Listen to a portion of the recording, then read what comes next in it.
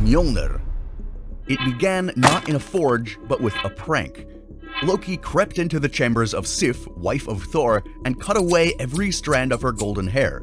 Thor seized him and threatened to break every bone in his body. Loki bargained free with a promise. He would return with hair of pure gold forged by the master dwarves of Svartalfheim, the sons of Ivaldi. And they delivered. But Loki, unable to leave well enough alone, wagered his head that the dwarf brothers Sindri and Brokr couldn't match their craft. Sindri placed iron in the hearth and commanded his brother Brokr to work the bellows without stopping. So Loki transformed into a fly, bit Brokr's hand during the first forging and his neck during the second, but Brokr held both times. On the third, Loki bit his eyelid so savagely that blood poured into his eye. The bellows went flat for a single moment. And when Sindri drew the hammer from the hearth, its handle was shorter than intended. They carried it to Asgard, where Odin, Thor, and Freyr sat in judgment. The verdict was unanimous. The hammer was the greatest treasure ever forged, its flaw irrelevant. Mjolnir, whose name scholars trace to an ancient word for crushing, became the defining weapon against the Rime giants and passed down to Thor. Loki fled, was caught, and had his lips sewn shut with an awl. The short-handled hammer became the strongest defense the gods had ever held. But not every weapon was forged in fire. Some were pulled from the body of a monster itself. Kusanagi-no-Tsurugi. The storm god Susanoo did not set out to find a weapon. He was searching for redemption. Banished from the heavens for his destructive behavior, Susanoo descended to the province of Izumo, where he found a family of earthly gods weeping at the river's edge. 7 of their 8 daughters had been devoured by Yamata no Orochi, an 8-headed, 8-tailed serpent whose body spanned 8 valleys and 8 peaks. The creature was returning for the last daughter. Susanoo made a bargain. He asked for the daughter's hand in marriage in exchange for the serpent's death. So he transformed her into a comb and placed her into his hair for safekeeping.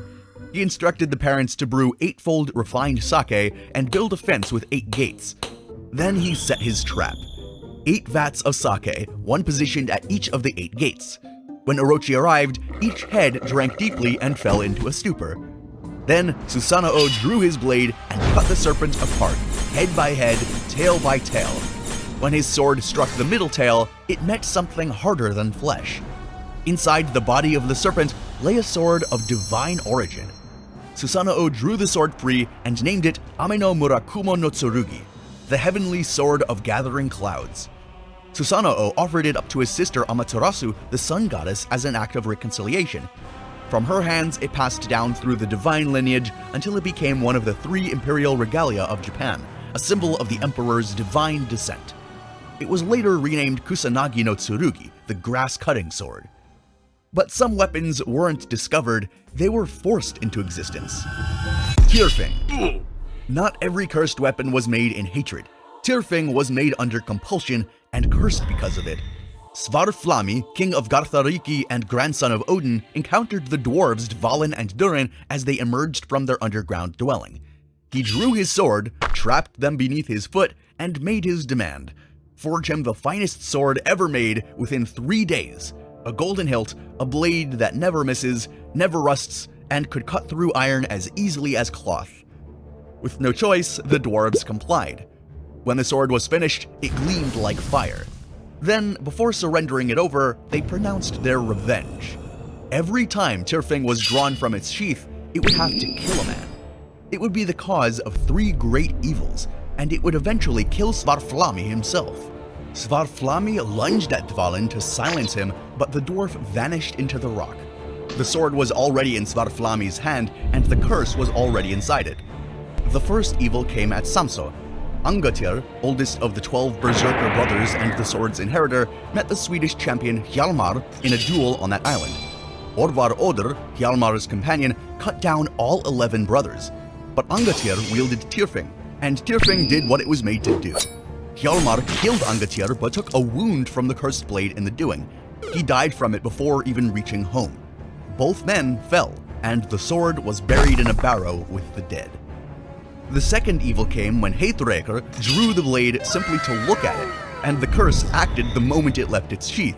His brother Hervarthur was dead before either of them understood what had happened. The third happened when 8 thralls crept into Haethrekar's tent while he slept and murdered him with his own sword. 3 evils, 3 deaths, exactly as the dwarves had promised. And some weapons weren't forged at all. They slipped in from somewhere else. Caladbolg. Not every legendary weapon has a forge. Some weapons simply appear as if the worlds of gods and men briefly touched and something slipped through. Caladbolg originates from the elf mounds of the Irish otherworld, where it was first held by a figure associated with the otherworld. How it was made, who shaped it, and what fire tempered its edge, the Tain Bol Cuarange doesn't say. It entered the mortal world already complete, already legendary, and passed into the hands of Fergus mac Roich, former king of Ulster. Its name meant hard lightning, or hard cleft in Old Irish. When swung, it moved in a wide arc like a rainbow across the sky. It could level hilltops with a single stroke and cut an entire host in two. Fergus carried it into the Great Cattle Raid of Cooley, fighting against his former kingdom of Ulster at the side of Queen Medb of Connacht. When his enemies finally disarmed him by stealing the blade when he was distracted, they didn't destroy it. They kept it locked away because they understood what it meant for Fergus to hold it. When the final battle came, they returned Caladbolg to him. He swept through the field, and when prevented from killing the Ulster king directly, he turned and cut the tops from 3 hills instead. 3 strokes, 3 summits gone. In name, in early Welsh, it became Caladfruch, often linked to the later Excalibur tradition. But the later weapon didn't come from another world, it was used to create one. Ameno-nuhoko. Before Japan existed, there was only the ocean. In the age before land, before mountains, before rivers, the universe was a vast, formless expanse of water. The heavenly gods looked down from Takamagahara, the high plane of heaven, and saw nothing solid beneath them. So they summoned the last 2 divine beings of the 7th generation, Izanagi, he who invites, and Izanami, she who invites, and laid upon them a single command: make the land.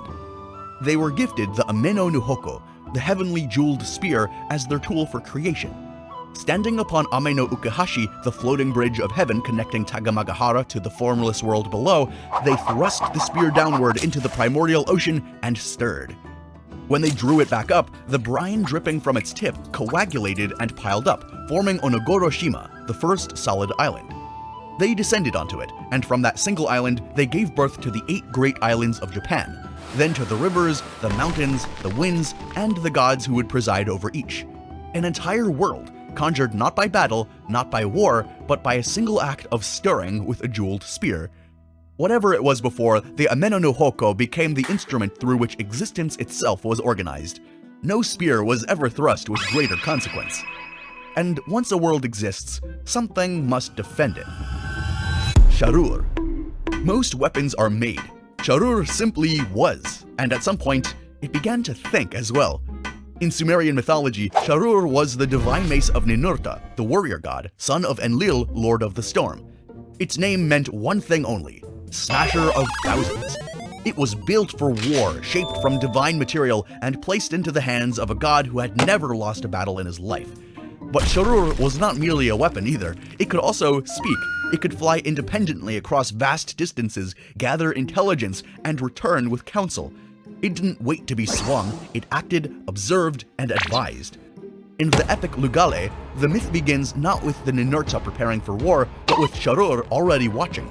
Ninurta ordered his mace to keep watch over the Kur, the underworld mountain, and Shahur returned with a report that was far from reassuring. The demon Asag had assembled an army of stone warriors and was moving against the divine order. When Ninurta charged in recklessly and was driven back, it was Shahur who flew to Enlil to plead for intervention on his behalf. When Enlil rallied his son for a second assault, it was Shahur who carried his father's will back to the battlefield. Ninurta destroyed Asag, but the victory belonged to both of them. But not every weapon earns its legend in battle. Spear of Longinus. The Gospel of John records the moment in a single line. Jesus had already been declared dead. The Sabbath was approaching, and Roman soldiers moved through Golgotha to break the legs of the crucified to accelerate their deaths. When they reached Jesus and found him already gone, they didn't break his legs.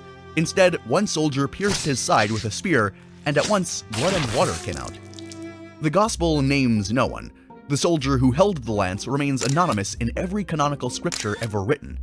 His name came later. The apocryphal Gospel of Nicodemus, composed between the 4th and 5th centuries, named him Longinus, a name scholars trace directly to the Greek word lonche, meaning lance. The man was named after the weapon he carried.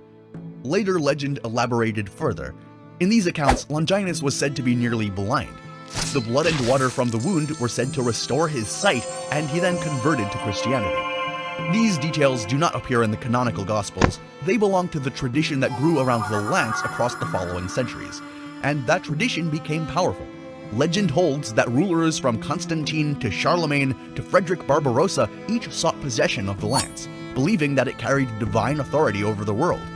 By the medieval period, it had acquired a name that said everything: the Spear of Destiny.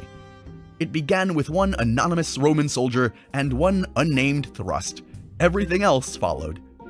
And some weapons don't need any history, just one rule. Dainsleif. Some weapons are defined by what they can do.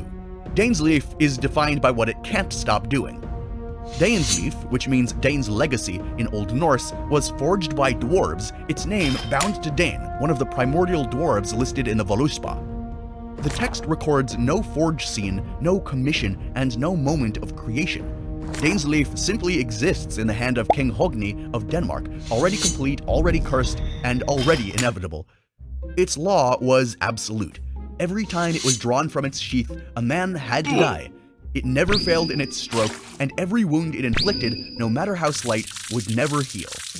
The moment that defined it came when King Hethin abducted Hogni's daughter, Hildur, while Hogni was away at a king's assembly. Hogni pursued him across the sea to the island of Hoy in Orkney.